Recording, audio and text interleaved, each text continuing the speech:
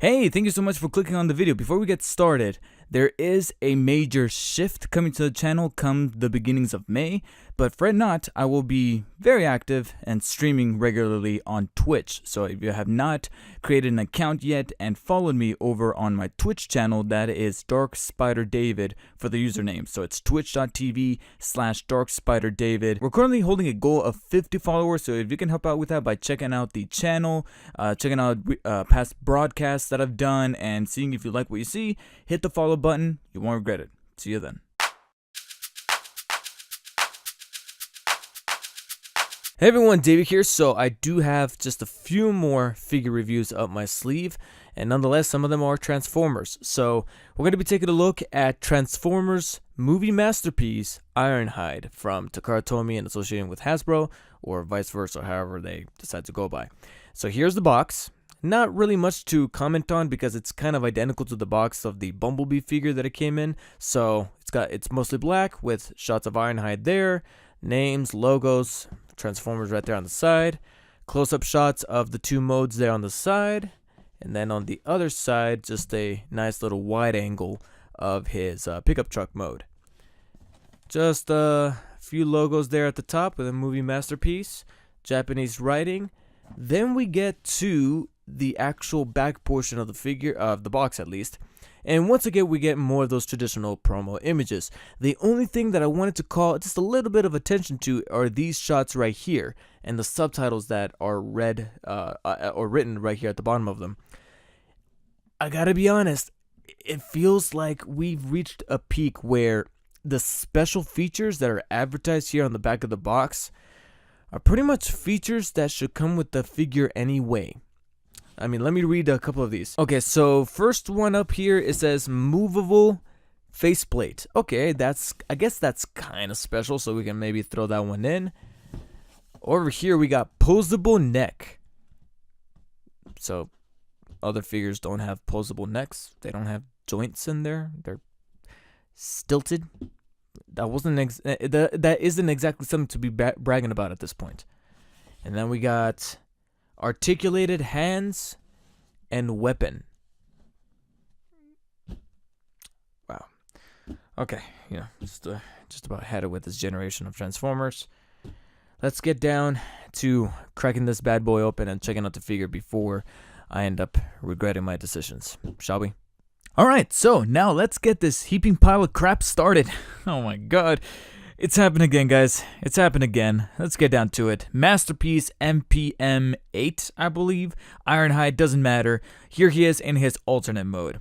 It is that GMC pickup truck. And I want to be on that wagon to say that he looks great in his alternate mode, because there's parts of him in this mode that I really like. From the sculpting, the little bits of detail, like the grille at the front of the vehicle that has the GMC logo, the lights, the little decals here and there, like it says Road Armor on the sides. It also says the little Autobot symbols here on the sides of the headlights, as well as of the overall composition of the vehicle form factor here with the 4x4 decals. There's decals galore, but they don't feel stickered on. They don't feel like an afterthought. They actually feel like they're part of the figure, and they're able to make the bold black color scheme kind of pop out a little bit more because of the contrast of those decals. I like them. I like how everything looks on this figure. He's decently sized. You can see right here that he's about a little under a foot. I want to say around the realm of 7 to 8 inches long.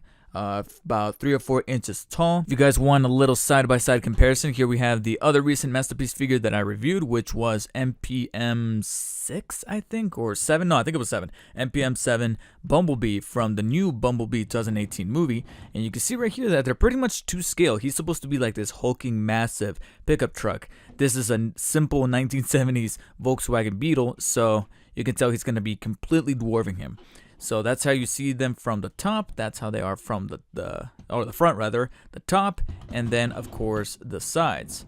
You can definitely see Ironhide completely overlapping him. So definitely going to be to scale, not only to other figures but also to himself. There's not much that he can really do in this mode except roll around smoothly or somewhat, because he is supposed to have like these all-terrain tires on the bottom there, so you can kind of feel a little bit of that bumpiness that's kind of there by default because of the type of car that he is. So whenever rolling him around in certain smooth surfaces, such as this here on this little table that I got, you could feel a little bit of that bumping going on, but that's almost universal. It's almost going to happen in any type of terrain that I put him on. I set him on boxes, I set him on other different surfaces, and he's going to have that little slight bump every time he kind of moves around because of those tires. So they're trying to remain to as faithful as they can to that version of Ironhide that you saw from the original 2007 movie. And again, in that big picture sort of sense, I get it. In the smaller picture, the picture that has nothing to do with the visual fucking effects from the movie, where you're able to use computer generated imagery to be able to cause the illusion that parts of the vehicle are shifting around to form a hyper-realistic robot. That shit don't work in a figure. There's no visual effects. There's nothing. In fact, I'm completely paraphrasing a quote that from a review that I had to watch when transforming this figure and toying around with him. A review by none other than Optibotimus, one of the long-lasting veterans of the Transformers figure community on YouTube. Also known as Paul Reinhardt. He mentioned a quote in that review that stuck with me completely, and that is that they were so busy, both Hasbro and Takara told me, for this figure, were really busy at trying to construct a very hyper-realistic figure from those 2007 Michael Bay movies in both robot mode and vehicle mode. And I kind of said this to an extent in my past reviews of both Blackout, the Studio Series Blackout, but more so MPM Masterpiece Bumblebee recently, like the one I just showed you. They're trying too hard to be realistic that they didn't consider the transformation.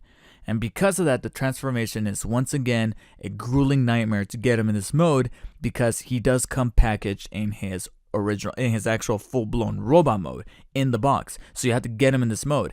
And I swear to God, and I swear to every single one of you, and I know I'm going on a rant here, I have not transformed this figure again since I put him in this mode, because this is the cleanest I was able to get him in this mode.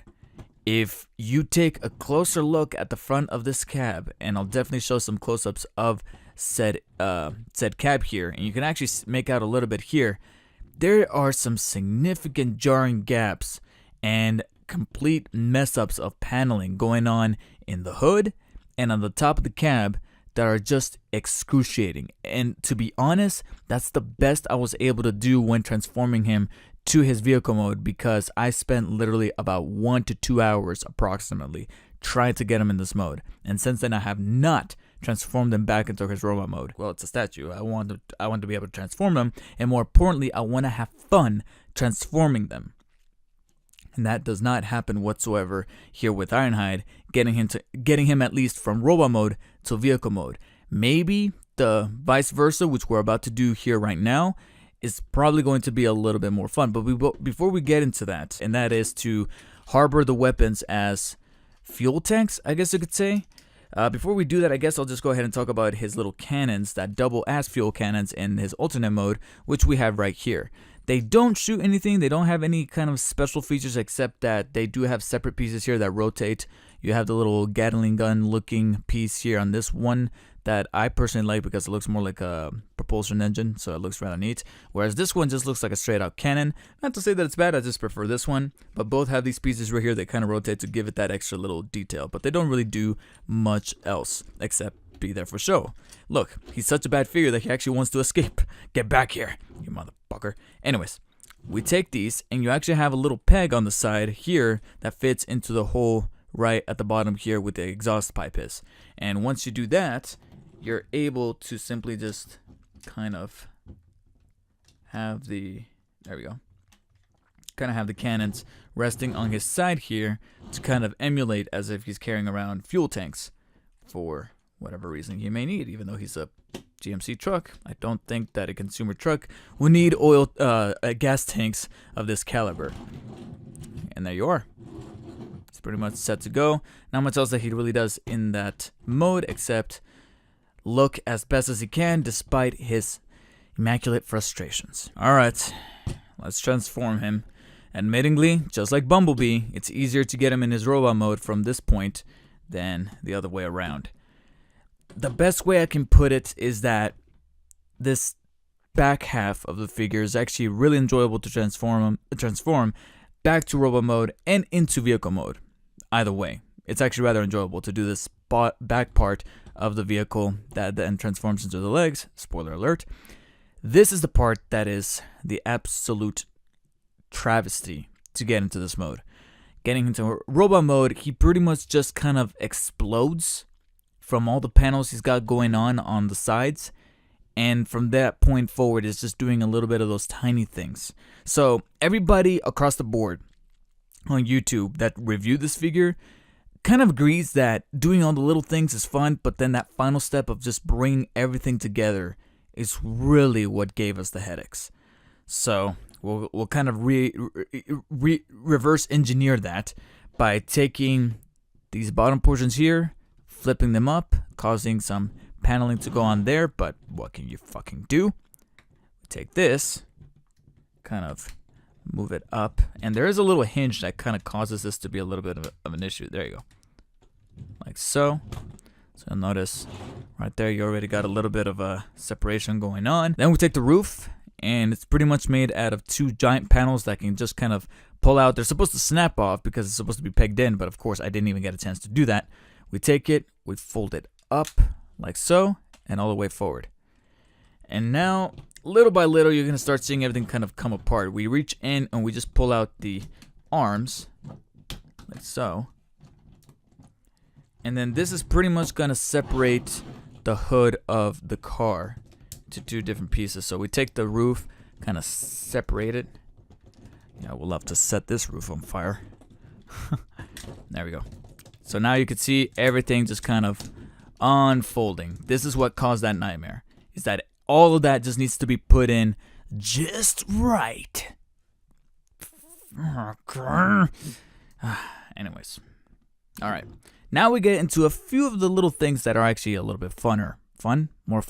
More fun. So we're gonna reach in here, go towards the bottom where the bumper is, and pretty much just kind of take everything and fold it upwards. Just gonna take the GMC logo and this whole little middle part and just kind of flip it up and move it out of the way for the time being.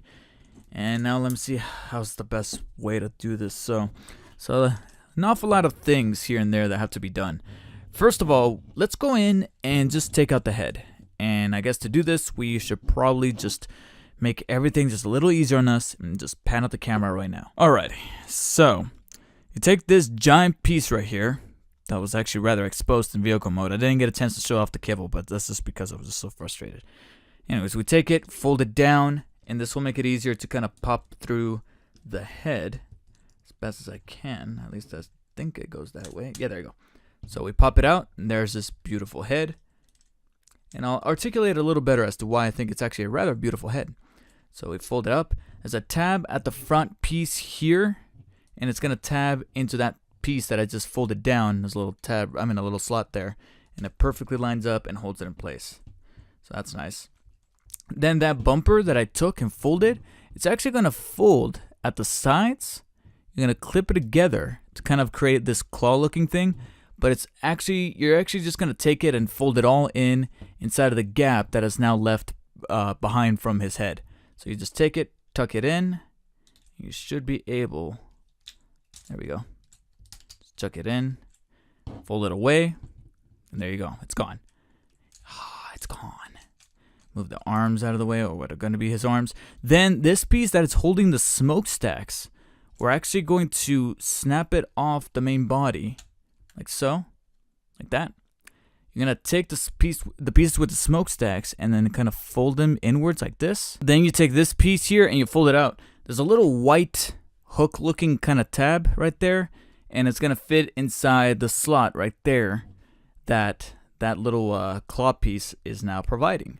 So you take it out, snap it in. It actually clips rather nicely. And now pretty much your entire torso and chest has been made.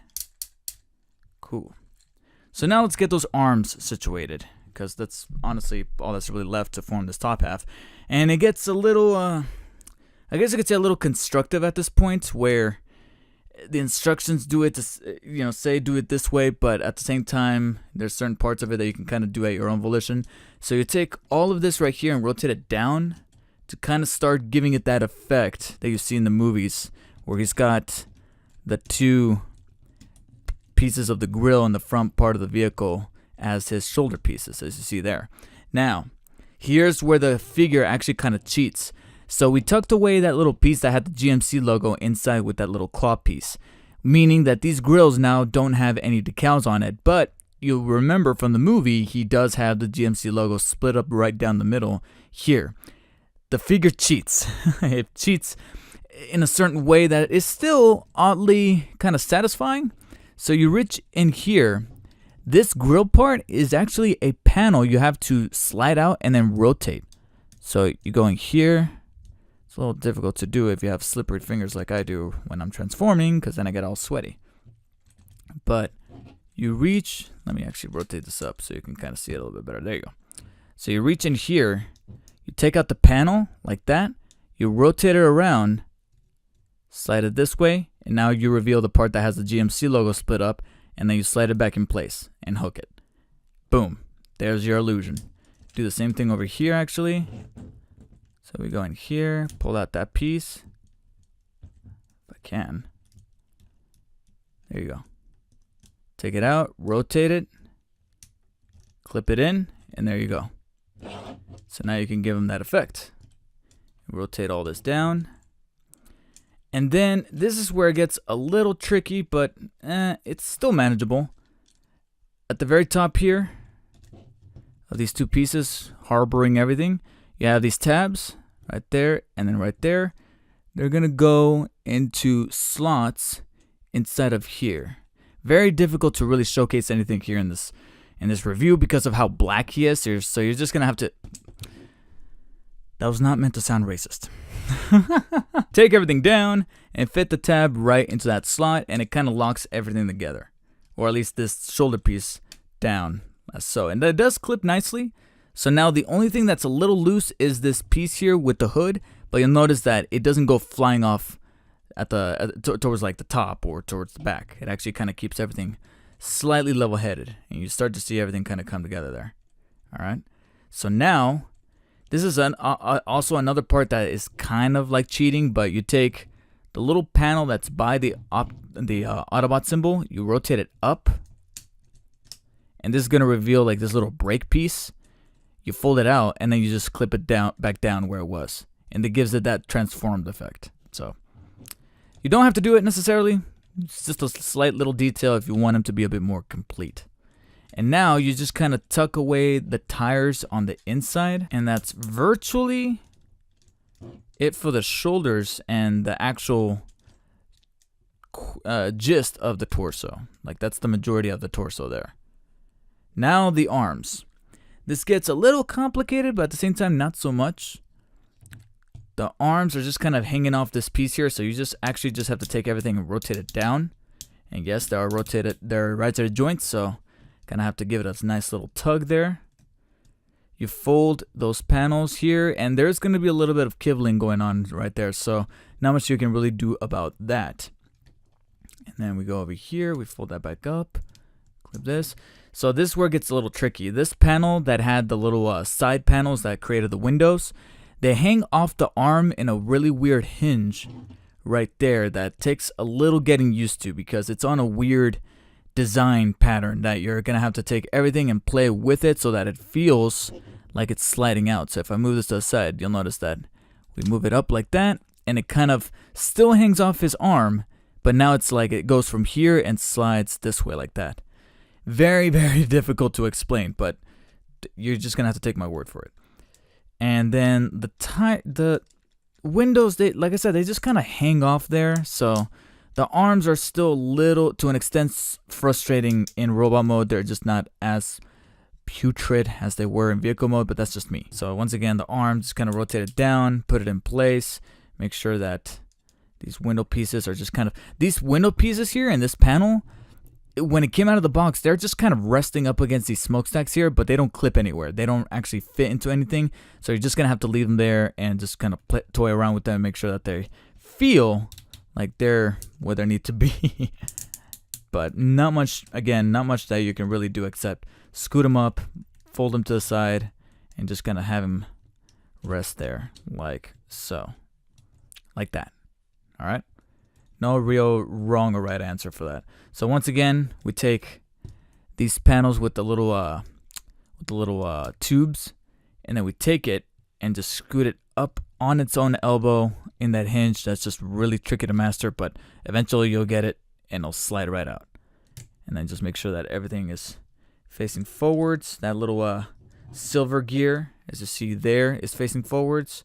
And once you do that, you pretty much have the entire top portion of Ironhide completed. Okay, now comes the simplest part of the transformation, both into his robot mode and into his vehicle mode, the bottom half. All right, so what you have to do is just take everything right here that's completely compartmentalized. I can't talk tonight. Split it up, and there you go. You're all set. No, I'm joking. Basically, it's a bit more elaborate to that. There's more elaborate steps that are kind of tricky, but they're really fun once you actually get them down.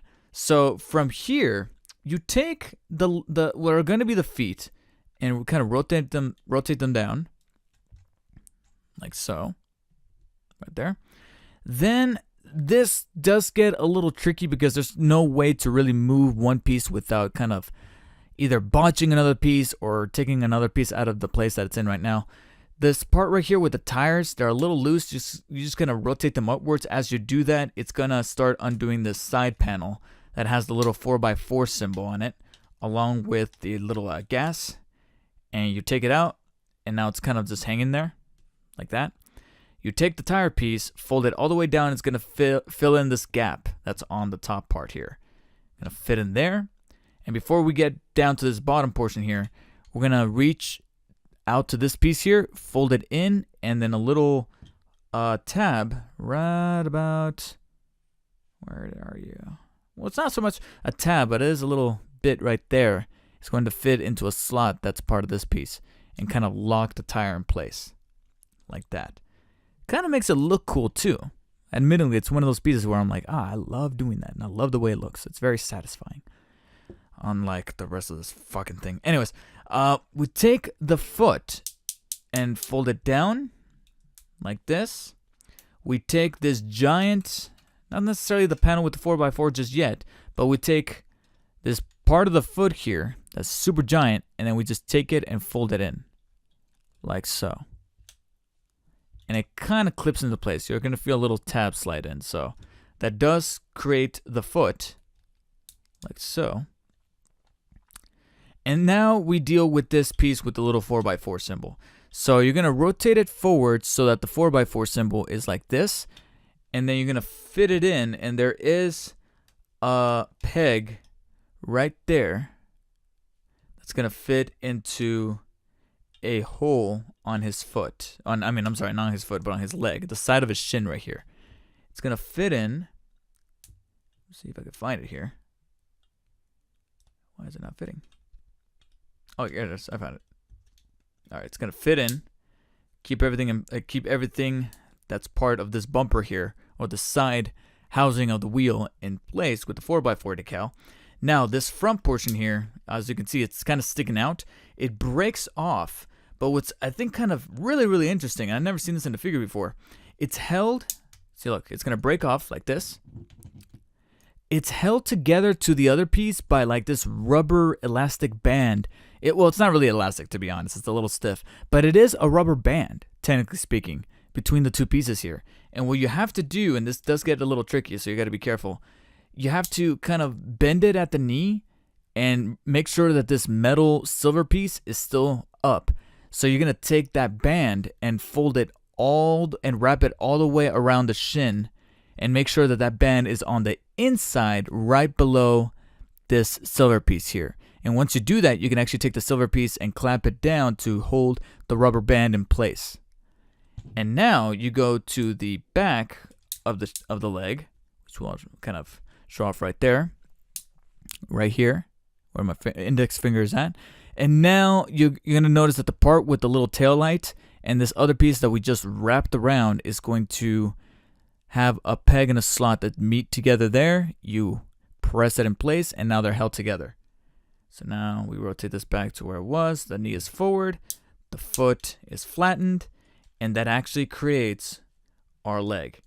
So it's complicated to really articulate the instructions in a very simple way, but when you actually do it, it's actually rather satisfying, as opposed to this top part here. With the arms, it's much better to kind of orchestrate the legs. In fact, so much so that I'll go ahead and I'll demonstrate on the other leg. I normally just kind of get it done and over with, but I actually kind of want to do it again. So we take the wheel part here again, fold it outwards. This is kind of gonna get everything out of the place here.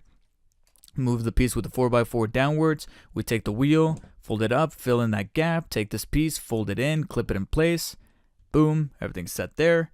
We take the foot, fold it forwards like that.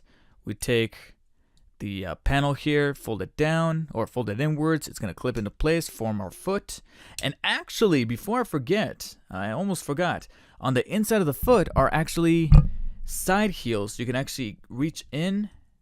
See if I can reach them in. Can't seem to grab them. Oh, here we go. Reach them in, fold them out like that. And now he's got side heels right there. Do it over here on this side. So over here. Boom.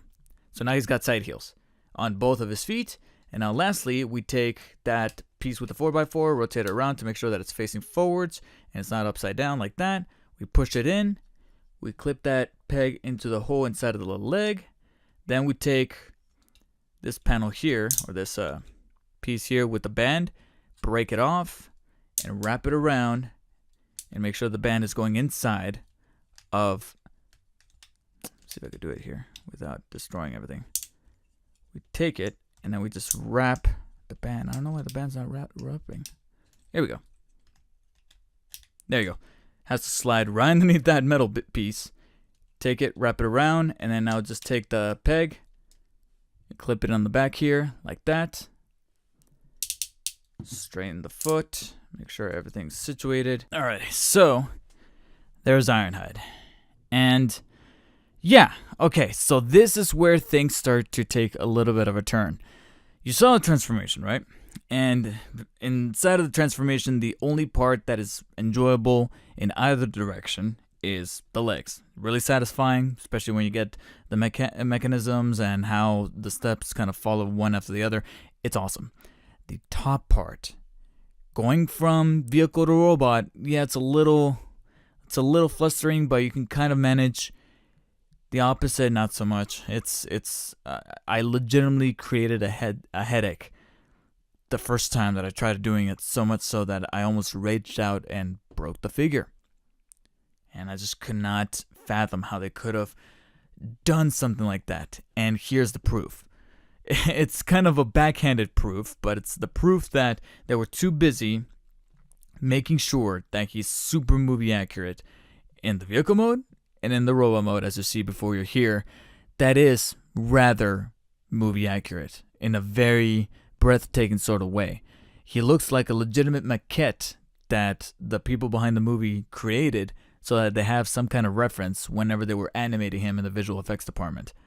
And he looks fucking legit. He's got the detail, he's got the constructive mold around the legs and the arms and even the shoulders. Even though the arms are a little bit on the thin side, the shoulders and how everything kind of comes together in this part of the figure, here in the middle, and then most especially his legs, everything looks proportionate to the character that he is, that this is a rather magnificent figure to look at in robot mode. We saw details and decals going on down in his vehicle mode that gets translated here only in a much more robotic sense with the chest piece, the legs, and then also his head sculpt, which I absolutely adore. I really do. The more I look at it, the more I go, oh, I never really kind of noticed that Ironhide's head resembled Optimus Prime's head quite vaguely. Of course, there is the added feature of being able to move his mouth up and down, or at least his bottom jaw up and down, to kind of give him a slightly talking effect look right there, as you can see. So he does have that going down. I think it could have been done a little well because opening his mouth completely open looks like he's been dislocated, but at least they consider that. At least they threw in a few additional touches that I really, really enjoy. And overall, yeah, he's great to look at. It's just that there's a very good chance that now that I transformed him for this review into this mode, he's probably going to stay that way. It's a tragedy. It's a humongous tragedy, but I feel sad knowing that he's pretty much stuck in this mode for as long as I'm going to own him because of how terrible that transformation is to get him from this mode that he came packaged in to robot mode. I mean, not to vehicle mode. It's a shame. It's an absolute shame. But at least in this mode, he's weighty. He's got die-cast pieces around his toes. His legs, as I mentioned, his shins here are made of that die-cast metal. He's got a little bit of it going on in the chest area, not so much in the arms or the head, but at least it adds to that level of presence that Ironhide is able to do here with the masterpiece version of himself. And even though I already mentioned the articulation going on in his head, he does have a decent amount of articulation throughout.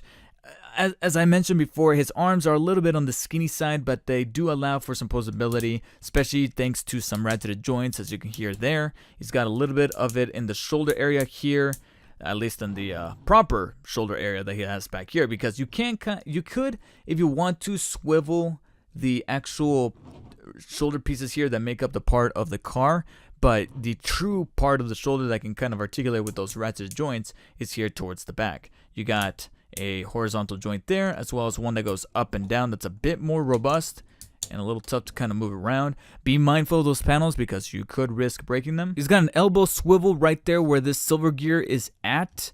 He does have up and down mobility in that elbow. That's also ratcheted. And then we get really elaborate here with the hand that can rotate horizontally on the wrist joint. No ball joint, so it's not able to really move up and down freely, but they threw in a little extra something. You actually got articulated fingers. And from the looks of it, I think it's... No. Oh, wait. Is it? No. Okay. So for a second, I thought it was separated articulated fingers. The index finger is separated with two joints inside of it that allows for posability of that finger. You do have the separate thumb with two pieces of articulation there that can have it be folded in and then have it be expressed outwards like this. And then the three remaining fingers are conjoined together as part of one piece, but they are able to bend at the middle knuckle. So that's pretty cool. So you can actually have, as you see there, Ironhide kind of point at something. So that's pretty awesome. That's pretty awesome that that's actually allowed there. Same thing goes for the other arm, as I mentioned. He does have waist articulation that's able to make him rotate left and right. I believe it's 360, but I don't really want to chance it because he has a little bit of that Ironhide bulk. And then I discovered a joint of articulation during the transformation that I've never seen before. And for a second, I thought it was maybe part of the transformation that would make things a little easier, but logically, I don't see how that could be possibly happen. But let me move the arms kind of out of the way. And on the inside portion of the torso, there's actually another hinge that allows, there you go, you pop it off, and now he's got a little bit of an ab crunch. Now, I could be naive, and maybe it is part of the transformation, and you can actually see it done a little better there on the back. You can see this giant gap be revealed as you pop it off and start moving him up and down like this. So again, it could be part of the transformation, but I just don't see how, since the only way to transform him back into truck mode is to have him just be like this, popped in. So I don't see how that could be, but just let me know in the comments if you own this figure, if I am correct or incorrect.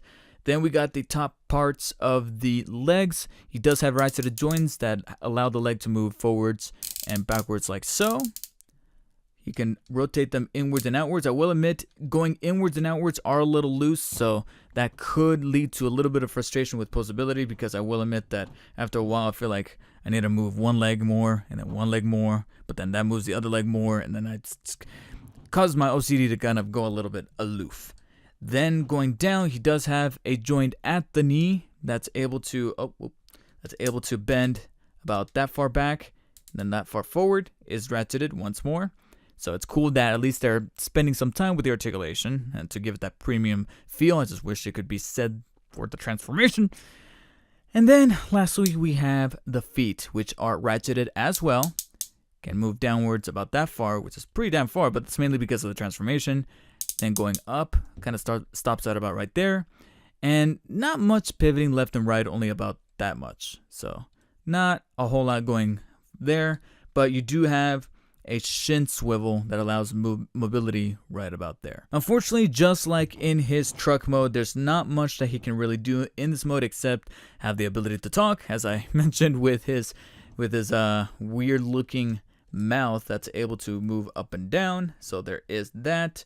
But besides that, just like in vehicle mode, the cannons are the only little adorning feature he's got going, and it doesn't really do much except just that, adorn. So if we take the arms here, you actually end up using a similar peg that you used in vehicle mode to harbor the weapons. You got a little circle there, and then that's exactly where the cannons go. So you take the little peg here, which can actually fold down a little bit to kind of give it a little bit of mobility for the cannons whenever you do position him in. And you take them, you put them in there, like so. Now you can kind of move it about a little bit, or kind of moving forwards a little bit. I honestly don't know why that joint is there, but it's there. So if you want to take advantage of it, go ahead. But there's one cannon, and then we take the other cannon and do the exact same thing. Fit it into that hole right about there. And then we just kind of go like this. He wants to show you his cannons. Oh, you Ironhide. Oh, you Ironhide. All right, there we go.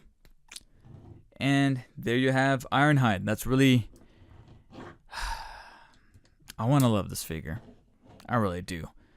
The way he looked is exactly what got me to pre-order him in the first place.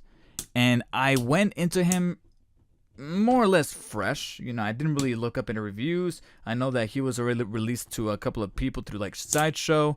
BBTS got him a little bit on the later side. But it was like, okay, cool, whatever. You know, it's fine. He'll come in. He'll look pretty badass. Popped him out, and he did look badass. He had this level of realism that I really, really appreciated. So I'm like, okay, cool. Please don't be a fucking nightmare to transform. And that's precisely what happened. And it was then when I realized that there was no helping the movie figures that they're reissuing lately with either the Studio Series figures or the Masterpiece figures done by Takara Tomy, as you see one before you here.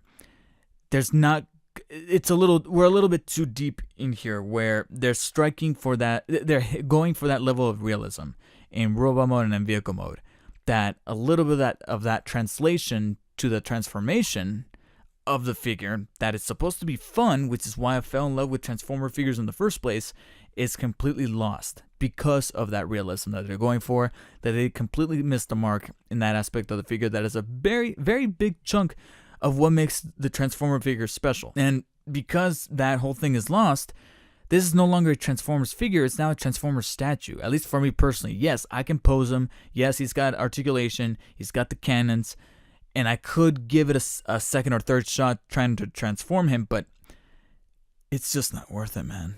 It is just not worth it. And it is Ironhide here, this buddy right here, that's made me go, you know what? I think I'm done. Or at least I'm done with the movie accurate Transformer figures that are being re-released right now under the Studio Series label or under the MPM Movie Masterpiece label from Takara Tomy in an association with Hasbro. So I might still stick around to grab that Megatron, that Beast Wars Megatron that's coming out. But trust me, I'm just really, really scared that I'm going to be ending up spending some money needlessly again into what could be argued as a Transformer statue. And that's very disappointing. So it looks like I'm going to be giving Masterpiece, MPM-6, I believe is his number, Masterpiece Movie Ironhide, a very, very low 7 out of 10. So it still escapes by in the good category. It's just that was just one hair away from being considered a 6 out of 10, which is just okay. Which is a very big hit for a figure that I had huge hopes for, considering it's part of the Masterpiece line and considering that it's supposed to be this premium quality figure from a character that I really enjoyed as a kid when watching that original 2007 movie and playing with that original Voyager class Ironhide figure in 2007. Unfortunately, I feel like I have fonder memories transforming that simpler $20 figure from Target than I do with this import. That does it for me. Thank you guys so much for watching this lengthy review. I apologize if it did go on a little too long, but I just needed to really break down this figure here, besides what everybody has already consensually said. I just had to throw in my 2 cents. Hope you guys enjoyed it. Let me know in the comments if you did. Make sure to like or share the video if you did. Dislike it if you didn't, or if it went on to a little too long. And I'll catch you guys all in the next one. Take care. The best way I can put it is that pretty much the entire 2/3 or so of season 2, which is comprised of 14 episodes as opposed to the season 1 13, is comprised of an overarching plot called Neogenic Nightmare, if I'm not mistaken. And trust me, when you're finished with this plot, you're going to be so sick of 2 particular words: neogenic and recombinator. Neogenics. Neogenic device? Neogenics is involved. Neogenic recombinator. Neogenic treatments Out of the recombinator. Neogenic treatments. Recombinator. The recombinator.